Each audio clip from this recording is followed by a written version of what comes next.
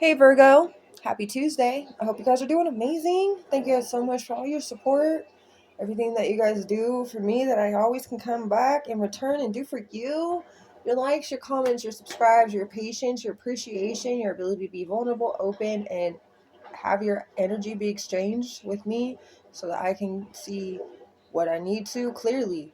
So God can give me the insight that you need at the moment that you're needing it. So the more open you are, the more I'm going to be able to probably almost give you a personal reading.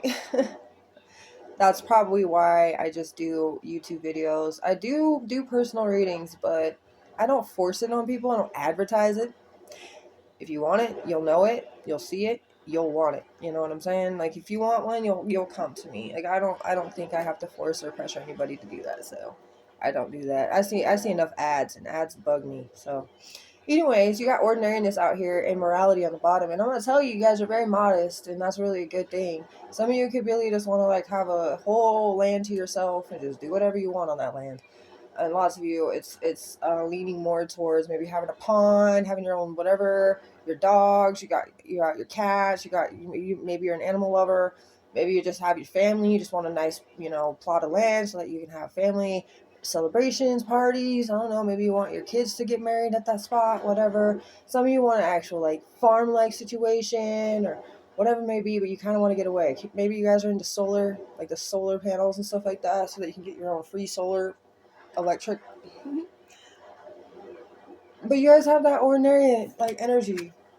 It's that ordinary life, just wanting to chill and vibe with the nature, which is a Virgo tendency to do. Like they like to be around things that are beautiful, like trees and bushes and flowers and birds and butterflies, like just I love it too. I'm a Chinese year rooster, so I definitely get it. Also with number 8 being out here, it could be something to do with your 8th house, like your 8th house, where if you were to initiate to some like in some way you're initiating forward into a new journey, or there's some kind of new beginning. That could be where you look as the 8th house energy within yourself, or where Scorpio is in your chart specifically for some of you too, just to see what that is and how that is manageable for you, because everybody's different. Everybody's got a different like whatever, maybe even the degrees is a whole different scenario for most people. It's most of us don't even have the same chart.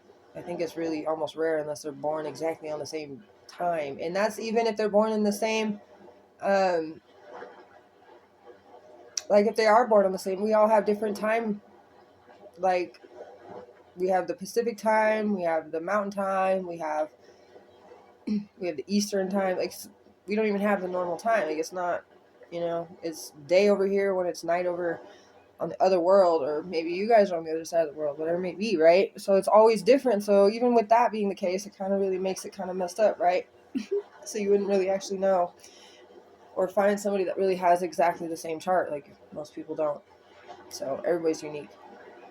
That's why I think it's super important to remember how unique you are, because the more unique you realize you are and the more you embrace that uniqueness and authenticity is when you are actually doing what God had intended for you to do.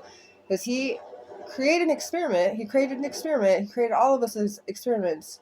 And I just actually went over this with Cancer too. Maybe it was Taurus.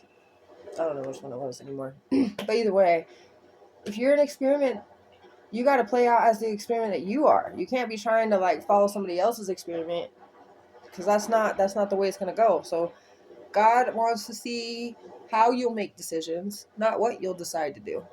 How you're going to make the choice.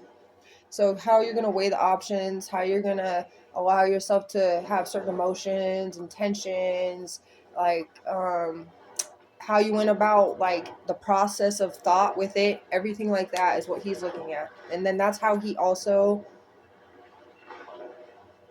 divinely orchestrates the next step into your life. Okay, that's really what I'm feeling here. Anyways, let's see. Well, that's amazing. You got the blue macaw, which I love. Birds, I love all birds, really. Birds are amazing. But you got number 28. Could be something about maybe 1982 for some of you, right? You're born in 1982 for some. If you are a dog, which is in that energy, is a Libra. But Chinese your dog, if that's what the case is. Also, 2028 could be a significant year that's coming to be. Some of you guys could have known somebody born in 1928 as well. Okay. It could be that you guys are actually in the age ranges of 28 to 82. All right. But diplomacy is the card that we pulled with the blue macaw on it. The blue macaw specifically is a symbol of sacred union and lasting relationships. Macaws form a pair, bond and mate for life. They're all about good fortune. And diplomacy is the art of dealing with people in a sensitive and effective way. On the bottom in the log, it has negotiations, delicacy, and of course, I can't read it. Artfulness. Artfulness is what that word says. So that's what diplomacy is. Negotiations, delicacy. So you go about a negotiation with delicate intentions, okay? And there's an artful energy of dealing with people in a sensitive and effective way. And another 8 too, I didn't realize that. So maybe something about the 28th day of the month, right? Could be specific too. If you guys are Virgos, you could be born on August 28th, okay? Also, with this being the case, blue could be a significant color. That could be one of your, like, if you see blue, it's a confirmation. I mean, I'm not just saying look at the sky and be like, oh, it's confirmation, because it's everywhere. We all know that. No, like if you were to see like something blue, I don't know, blue car, blue mailbox, a blue house, even a blue collar on a dog, or a blue sign, or maybe even something like a blue plane, right? Because, you know, yeah. Either way, that's just something maybe you could be looking out for confirmation. Just the color blue. Maybe something that's your favorite thing. It could be an anchor, right? Like maybe like anchors. I like anchors, and I was just all of a sudden thinking of anchors. So if you like those, like say all of a sudden you're scrolling on one of your feeds, whichever one you want to say. I'm not going to mention them all. There's too many at this point. But you could be scrolling and then all of a sudden you see a blue anchor. Maybe somebody had painted it. Maybe somebody had drawn it. Or maybe even somebody just took a picture of one or created one with AI or something. I don't know.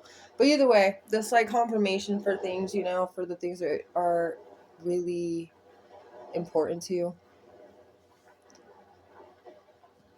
Let's get some tarot into this mix. But the art of dealing with people in a sensitive, yeah, well, you're very ordinary in that sense of like modest. You're obviously caring. You're very sensitive to other people's emotions. You could be waiting on something with the Three of Wands that keeps trying to pop itself out here. Every time I shuffled, it just kept like throwing itself in my face. It's like, hi, I'm here. Hi, I'm here. After a time of maybe even feeling blocked or thinking that the ship was never coming in because the Ace of Wands is in the reverse behind it, and you see like the ship coming in. Maybe you felt like you were waiting and waiting and waiting and waiting. It was not ever gonna come, but then the Wheel of Fortune's right there. So that means to me that yes, it's coming. Yes, it's coming. Yes, it's coming. And the King of Coins, what's coming is like prosperity. And there's been a lot of hard work that you put into something, even emotionally. I feel like you definitely have to heal some of these emotions, but it's coming. That's it's telling you a whole story. So it's coming. Don't worry. That block that you're releasing is this emotional block that you were feeling. Ace of Cups in the reverse, Five of Cups, Seven of Cups. It's keeping you in some kind of illusion or like rose-colored glasses situation. So the more you heal the emotion, the faster that ship's coming. Page of Cups is even coming through. Wow. That is all about communication too, negotiation. So yeah, you're handling some kind of situation very delicately. Very delicately. And you're going about it in a very sensitive and effective way about explaining or expressing how you need to express yourself, how you need to explain yourself to this person about whatever it may be that is happening here.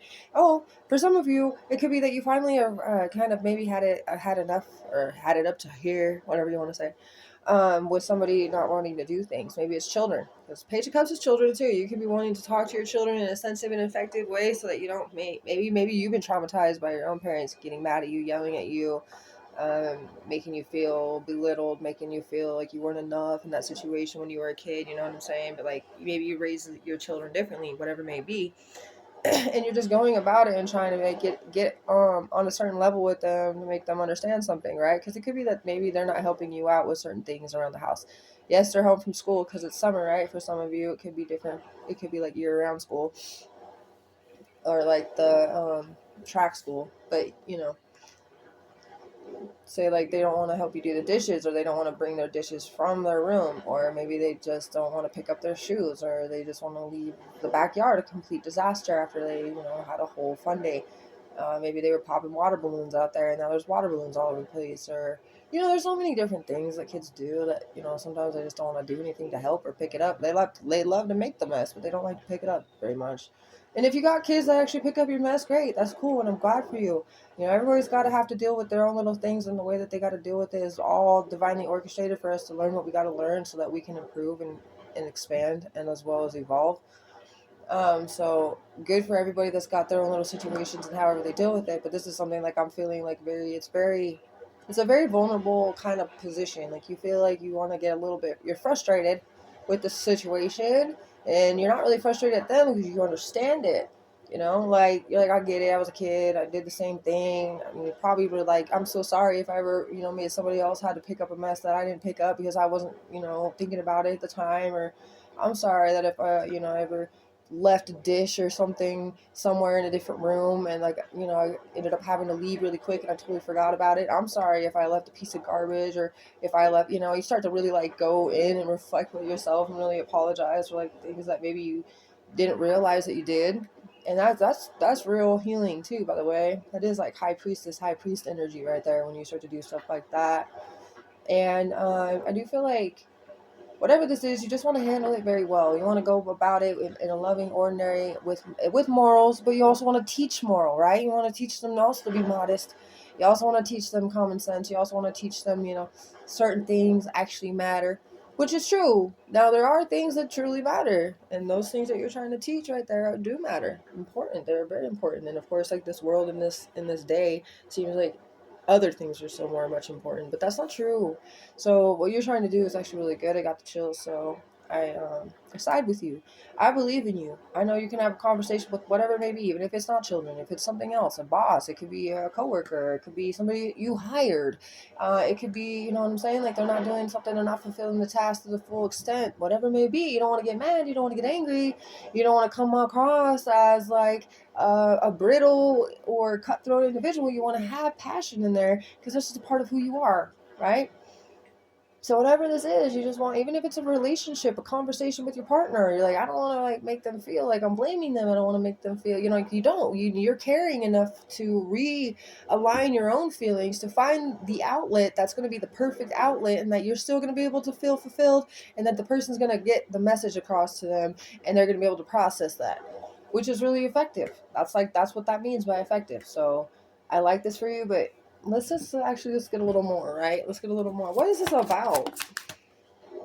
What is it about? Seven of coins in the reversal. So yeah, like people around you, whoever this is that you want to communicate it with, hasn't really been growing, hasn't really been developing in the way that they need to, and in areas. Now it's not like they're not growing. Like if they're a child, they're growing, right? Like they're obviously their hair is growing, their nails are growing, you know, they're inching up, whatever, and all that. But that's not what I mean. Like they're not growing or developing in certain aspects, right? And we'll keep the child situation so like you guys can still put it into any other situation you need to, whether it be like a partner, whether it be like a coworker, whatever it may be. At that point, you got to think like we were all children, right? So therefore, that kind of makes sense, right? Kind of treat everybody like they're a child, because in a way that's like, I know it sounds really bad when people say that now, huh? Treat everybody like they're a child, like you're the one in control because you're the parent, you're the one that tells them what to do.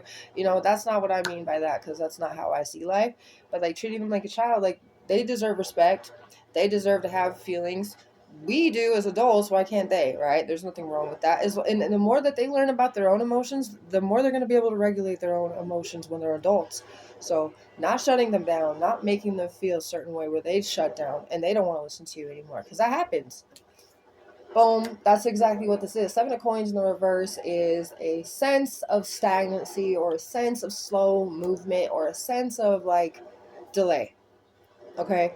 It's not that it's not moving really, but it's not going to a specific, like, you may have some kind of true expectation, which a lot of people have expectations. I don't have expectations of people because expectations kind of ruin it for others. The only person you should expect anything from is yourself. Otherwise, you'll really end up just being disappointed. But that's my way of going about life. That doesn't mean it has to be your way about going about life. And if you have an expectation and it's not being reached, you're trying to find a way to push a little bit to get it there. You want it to reach its goal. Okay. And I'm not, like I'm not a judge. I'm not going to judge you. I don't judge anybody. Okay. I'm not judging. I don't want to be judged for me and what I do. And I'm not going to judge you because God is the one that's able to do that. He's the one in control. So even if you were to say something, I wouldn't even really, I'd be like, okay. Because really, in all reality, it's a reflection of how somebody feels about, you, and it's really how they feel about themselves. Like if they feel something about, or have the need to say something about something, right, then it's obviously a reflection of how they truly feel about themselves and what they have to internally deal with deeply that they don't really want others to know about. But really, they are like calling out for help when they're sitting there judging other people. That's really them, like, oh, I really need help, I really need to not feel this way, I really need to stop thinking this, I really need to. But they're like, oh, that person has the ugliest pants on, I cannot believe they'd wear those pants. That person, I just cannot believe they'd have their hair color that way, or their hair like that. I can't believe they shave the side of their head, or they would have a tattoo, or they would have this or that. You know what I mean? Because I'm not against any of it, but I've heard it. I've heard it plenty of times, actually, from lots of people. And I really don't like that. I always try to stick up for the people that are getting judged. I'm like, well, don't you think it's their life and they get to kind of do what they want, and isn't it free will? If you don't like it, don't look. It's really not that hard. But anyway, at least that's how I live my life. I don't judge. There is a transformation taking place. So Taurus's energy is out here. Cancer, Scorpio, Pisces. Scorpio 3 times. For some of you, it could be a Scorpio moon. That could be what this is.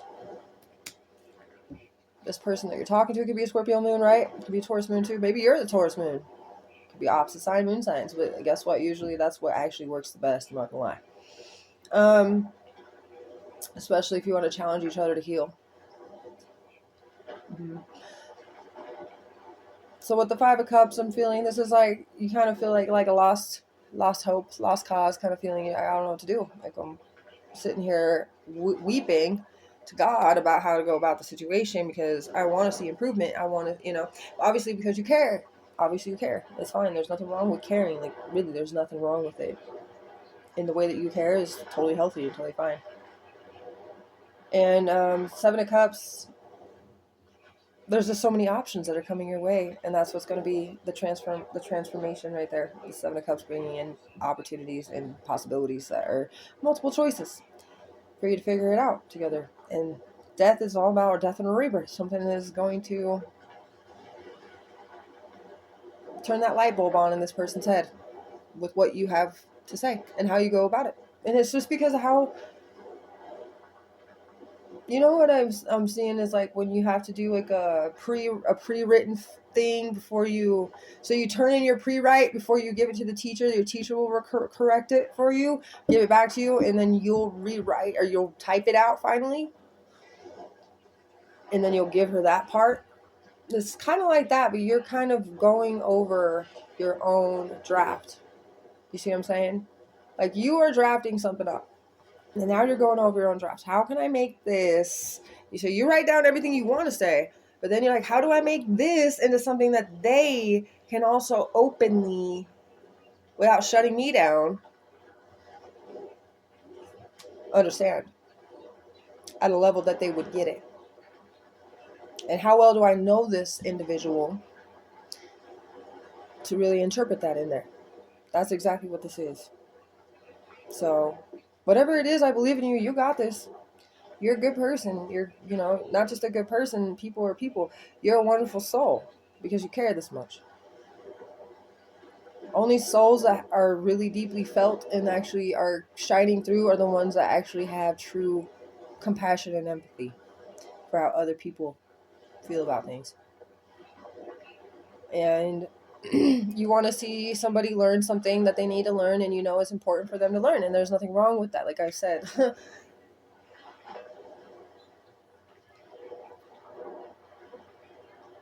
I feel like there is something about the throat chakra because it keeps trying to go out. So speaking it with empathy and love behind it, with the intentions of knowing what it is you are really wanting, I feel like this is a hopeful situation. This really is. I hope that this helped you in any way it could, Virgo. You guys are amazing. I hope you have a beautiful rest of your day.